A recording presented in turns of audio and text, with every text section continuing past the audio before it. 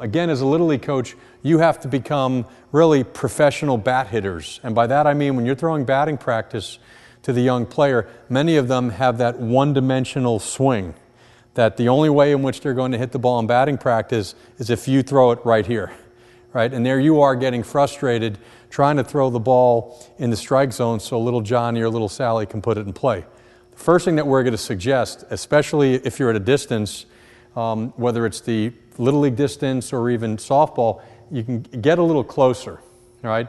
And for the younger players, you might be better off literally on a knee.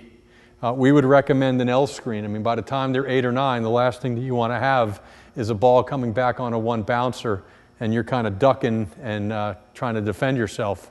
But get a little closer if you have to. And with the younger players, you might even want to get down on a knee.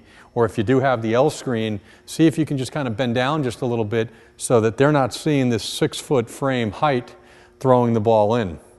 But as you're watching their swing, young hitters are creatures of habits. If every time you see them swinging kind of up this way, just to build confidence, especially if it's batting practice before a game, you try to throw the ball right into that barrel area.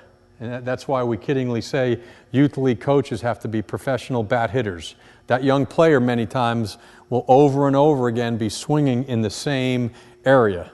It should take you 4 or 5 throws as a dad or as a coach to say, you know what, that bat's going to be there again and I'm going to throw it. If they're late all the time. Making major adjustments in batting practice is a tough thing to do. If they're swinging a little bit later, you're going to have to back off a little velocity to see if you can get an intersection point. If they're extremely early on their swing, you might have to throw it a little bit faster so the timing becomes real. But don't get frustrated, and again, it takes a while to be pretty good at throwing batting practice, especially behind an L screen. Many times when coaches are throwing behind an L screen, they get too close. If the L screen is right here, right, you need to be a good 4 or 5 feet behind it. So if this was the L screen right over here, right, the protective netting, see so many young coaches will literally be right here and they can't even extend their arm if they had to.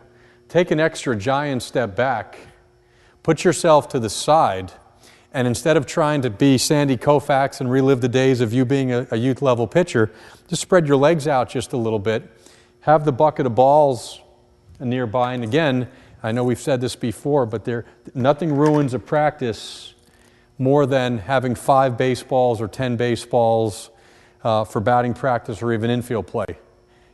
Having the requisite 3 dozen balls will make batting practice go a lot faster and you're not constantly picking up and retrieving them. But with that L screen, a good 5 feet in front of you and you being from the side, right, just simply look at the hitter, right, and just simply come out this way, and now you're at least getting a full throw without you trying to hit the L screen.